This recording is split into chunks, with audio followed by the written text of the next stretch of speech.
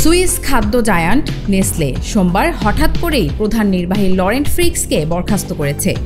নেসলের বিবৃতিতে বলা হয়েছে, লরেন্ট ফ্রিক্সের বিদায়ের কারণ হল একজন অধীনস্থ কর্মচারীর সঙ্গে অপ্রকাশিত রোমান্টিক সম্পর্ক, যা নেসলের ব্যবসায়িক আচরণবিধি ভঙ্গ করেছে। নেসপ্রেসো কফি ক্যাপসুল ও কিটক্যাট চকলেট বারের নির্মাতা প্রতিষ্ঠান জানিয়েছে, তদন্তের পরই ফ্রিক্সকে বরখাস্ত করার সিদ্ধান্ত নেওয়া হয়েছে। এ খবর দিয়েছে বার্তা সংস্থা এএফপি। ওয়ালটন এখন দেশের সীমানা পেরিয়ে পৌঁছে গিয়েছে 50টিরও বেশি দেশে। ওয়ালটন, ঘরে ঘরে বিশ্বজুড়ে। দ্রুত পদক্ষেপে নেসপ্রেসোর সিইও ফিলিপ নাভরাটিলকে বোর্ড সদস্যরা নতুন প্রধান নির্বাহী হিসেবে নিয়োগ দিয়েছেন। 1986 সালে ফ্রান্সে নেসলেতে যোগ দেন ফ্রিক্স।